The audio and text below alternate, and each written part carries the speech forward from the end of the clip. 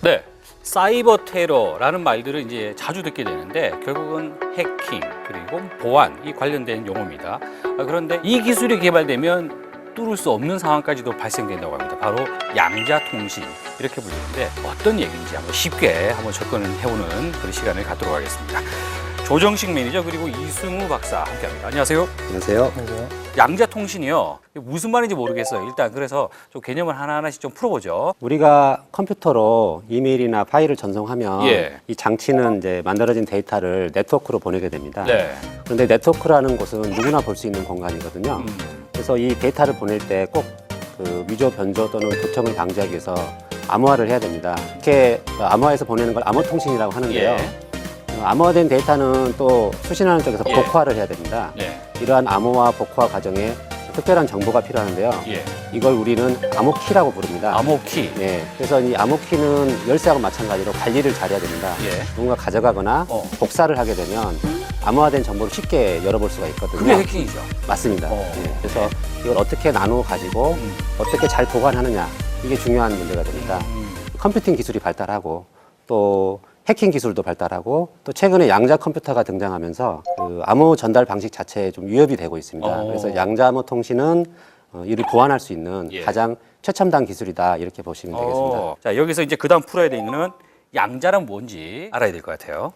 예, 양자는 이렇게 정의할 수 있어요. 네. 물리적인 성질을 이루는 최소 단위 입자 또는 네. 그런 상태를 통칭해서 양자라고 하는데요. 예를 들면 빛도 양자가 됩니다. 빛의 양자를 우리가 광자라고 하고요. 양자. 그렇다면요, 이제 많이 하는 얘기 중에 하나가 양자 역학 이건 어떤 얘기입니까? 예, 그 양자 세계에서는 우리가 상상하기 힘든, 우리 상식으로 이해하기 힘든 그런 네. 성질들이 많이 나타나는데요. 그런 거를 설명하는 것이 양자역학의 원리입니다. 처음에 이제 중첩이라는 것이 있습니다. 중첩. 두 가지 구분이 가능한 상태로 동시에 존재한다. 라는 걸 중첩이라고 하는데요. 뭐죠? 슈레딩거의 고양이라고 하는 게 있는데요. 이 박스 안에 고양이가 있고요. 예. 그건 어떤 양자장치 때문에 결과적으로 고양이가 죽어 있거나 살아 있거나 동시에 존재하게 되는 거거든요. 그 다음에 또 중요한 또 원리가 있는데 특정의 원리라는 것이 있습니다. 내가 몸무게를 쟀다고 해서 제 몸무게가 변하지 않습니다. 그런데 양자 세계에서는 측정을 하게 되면 측정하는 대상체가 깨지거나 붕괴가 됩니다. 고양이가 아까 박스 안에 있었다고 그랬잖아요. 중첩되어 있는 상태로 있어요. 우리가 그 고양이를 보기 위해서 박스를 열면 네. 관찰을 하게 되죠. 죽었거나 살았거나를 관측을 하게 되죠. 그렇죠. 예. 그러면 원래 중첩이 돼 있었는데 관찰을 하면은 한 가지 상태로 결정이 되어버립니다. 그렇죠. 정해지는 거죠. 그러니까 우리가 관찰을 하면 변한다, 깨진다라고 하는 것이죠. 그래요. 뒤에 거는 이해가 가는데 중첩, 죽어 있거나 살아 있거나 이 부분은 굉장히 예. 이해하기 힘드네요. 우리 상식으로 이해하기가 좀 힘들죠. 자, 그러면 양자 역학의 원리를 이용한 양자 암호 통신이라는 얘기죠. 그러면 기존의 암호 기술하고는 어떤 차이가 있다는 겁니까? 우리가 사용하는 컴퓨터나 통신은 0과 1 비트로 연산을 하게 그렇죠, 되죠. 이진법. 이진법으로 연산을 하게 되겠죠. 근데 아까 말씀드렸다시피 0과 1의 중첩, 0일 수도 1일 수도. 그렇죠. 동시에 존재하는 것, 이걸 바로 퀀텀 비트 또는 큐빗이라고 합니다. 이것을 이용한 컴퓨터를 우리가 양자 컴퓨터라고 합니다. 이 양자 컴퓨터는요, 기존에 있는 컴퓨터보다 기하급수적으로 빨리 연산이 가능한 거예요. 예를 한번 들어볼게요. 예. 우리가 컴퓨터한테 이거를 질문을 해요. 0이 답인지 1이 답인지 질문을 합니다. 네네. 그러면 컴퓨터는 0을 넣고 한번 계산하고 또 1을 넣고 계산을 해서 두 번 계산을 하겠죠. 근데 0과 1이 동시에 존재하게 되면 예. 한 번 계산만으로 답이 나오는 거죠. 그러겠네요. 어떤 문제를 풀 수 있습니까? 가장 잘 알려져 있는 게 소인수 분해를 할 수 있는 그 소인수 분해라는 단어가 나올 줄 몰랐네요. 3 곱하기 5는 15. 15는 어떤 수와 어떤 수의 곱일까요?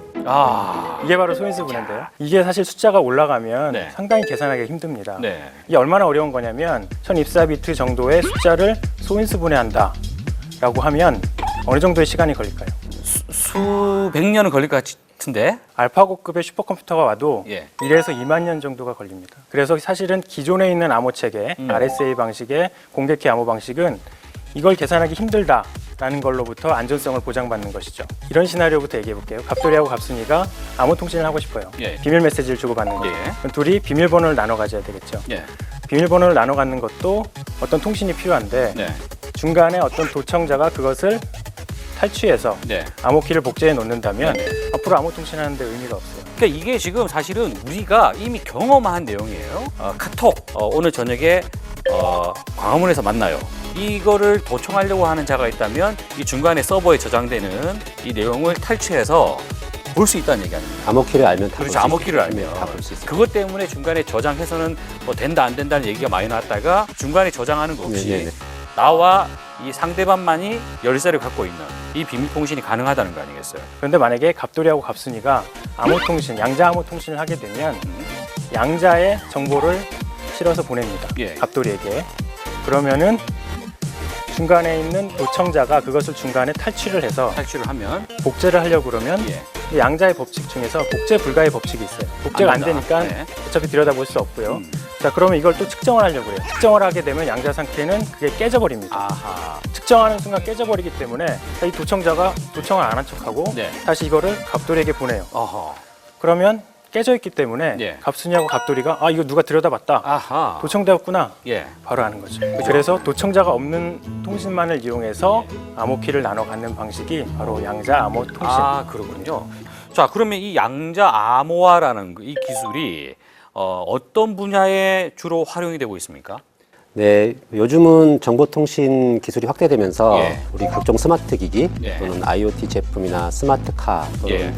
스마트 그리드 전력망 이렇게 통신이 접목된 서비스가 많이 생겨나고 있습니다. 네네. 이렇게 되면은 각 서비스들의 보안이 굉장히 중요하게 되는데요. 예. 그 미국 전직 CIA 요원 스노든이 네네. 예, 미국 정부가 각국 우방국을 포함한 각국에 대한 통신망을 잠시 도청하고 있습니다. 네네. 이렇게 폭로하면서 예. 기존 암호 체계의 문제점이나 한계가 이제 부각된 적이 있는데요. 그 양자암호 통신이 만약에 상용화된다면은 네네. 이제 그 최고 수준의 보안 이런 게 필요한 국방이나 행정 이런 국가망에 먼저 적용될 것 같고요. 그 다음에 또 민간 부분에서는 은행, 또 보험 예. 이런 금융망에 우선 적용될 걸로 생각하고 있습니다. 그러면 우리가 원자력 발전소의 정보들이 많이 이제 해킹된 거 이것도 결국은 양자 쪽으로 가게 되면 보다 더 안전한 네. 보안성을 가질 수 있다는 얘기 됩니까? 그래서 네트워크 중간에 이 예. 기술을 적용하면 정보를 빼내갈 수 없게 되는 거죠. 무인 자동차를 해킹을 했어요. 그랬더니 핸들이 막 마음대로 돌아가면서 사고가 나는 이런 일이 있었는데 그 부분도 어느 정도 안전성을 확보할 수 있다? 이런 디바이스를 조작하려면은 결국은 이제 통신망이 연결이 돼야 됩니다. 예. 이 반도체 칩 형태로 양자 난수를 만들어주는 장치가 있습니다. 이런 장치를 적용하면은 기존의 암호화하는 방식보다 훨씬 더 높은 수준의 보안성을 제공할 수 있습니다. 그러니까 지금 이제 암호화 이야기를 이제 주로 하고 있단 말이죠. 그러면 기존에 있는 통신망을 다 바꾼다는 얘기가 아닌가요? 아닙니다. 기존의 암호 체계는 유지를 하면서 암호키를 나누어 가지는 방법에 대한 보안성을 예. 높일 수 있는 거죠. 이런 연구들이 우리나라만 이루어지고 있나요? 아니면 전 세계가 같이 고민하고 있는 뭐 그런 이슈인가요? 국내 개발 상황을 보면요.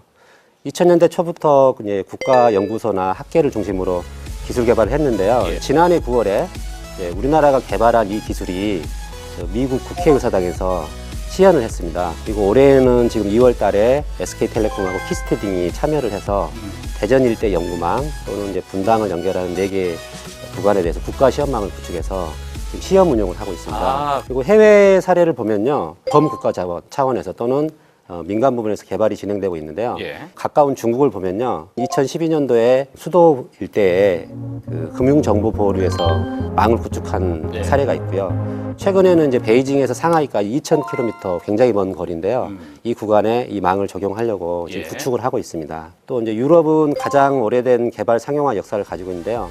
스위스 등에서는 금융망에 지금 상용 적용한 사례가 있습니다. 그리고 일본은 이제 도시바나 NTT, NEC 등을 중심으로 기술을 개발하고 있는데요. 현재 가장 앞선 기술을 확보하는 걸로 평가를 받고 있고요. 북한이 또 이 부분에 아주 네. 큰 관심을 갖고 네, 있다라는 네. 보도가 있었어요. 네네. 그래서 지난 2월 25일에 예. 북한의 한 매체에서 네. 김일성 종합대학 연구원들이 자체적으로 이제 양자암호 통신 기술을 개발했다. 자체적으로 네, 개발했다. 이렇게 발표를 했습니다. 기술 수준이 어느 정도 되는지 정확하게 이제 파악하기는 어렵지만은 그 구체적으로 기술이 어떻다라고 용어를 언급하는 걸로 보아서는 예, 예. 기초 수준의 개발은 분명히 이루어졌다고 볼 수 있겠고요. 하지만 상용화에는 아직 시간이 더 걸릴 것으로 보입니다. 그런데 분명히 이런 통신이라 하더라도 약점은 있을 것이다. 자연의 법칙, 물리학의 법칙으로부터 안전성이 보장받기 때문에요. 원리적으로는 100% 안전하다고 할 수 있습니다. 그렇군요. 이 원리적으로 이게 완벽한 그 방법이지만 사실은 이게 구현 단계, 실현 단계에서는 완벽하다는 보장이 없습니다. 왜냐하면 단일 광자를 보내야 되는데 두 개의 광자가 튀어나왔어요. 그럼 그거를 빼내면 정보가 유출이 가능한 거죠. 그렇죠. 그리고 양자를 멀리 보내기 위해서는 예. 양자 중계기라는 어떤 기술이 필요합니다. 이 효율이 아직 많이 올라오고 있지 않아요. 그래도 이제 최근에 이런 문제들을 다 해결을 하고 있는데요. 실용적인 중계기를 개발한다거나 양자 해킹 기술, 방어 기술도 개발이 되고 있고요. 또 무엇보다도 또 양자 정보학이라는 또 기초과학 연구를 통해서 예. 새로운 방식, 새로운 기술들도 개발하고 있습니다. 이런 서비스의 상용화 뭐 언제쯤 가능하다고 볼 수 있습니까? 올해 하반기나 내년 상반기에는 상용화 실적이 나올 것으로 기대를 하고 있고요. 최대한 빠른 상용화를 위해서 지금 정부를 비롯해서 예. 또 국내 각 참여 기관들이 연구 개발을 지속하고 있습니다. 현재 국내 기업들은 예, 상용 장비를 이제 개발을 했고요. 예, 앞서 말씀드린 망에 대해서 시험 운영을 하고 있습니다. 조만간에는 과거 우리 CDM이나 또는 LTE 기술 상용화처럼 세계적으로 주목받는 기술이 나오지 않을까 기대하고 있습니다. 어쨌든 양자 암호 통신이 이제 상용화되면 정보의 폐쇄성이 중요한 이런 망 쪽으로 적용할 수 있다라는 얘기가 되겠고 사이버 테러 쪽에서도 어떻게 보면 효과적인 방어 이런 것도 맞습니다. 가능하겠다는 생각이 드네요. 오늘 이야기 하신다고 고생하셨습니다. 감사합니다. KBS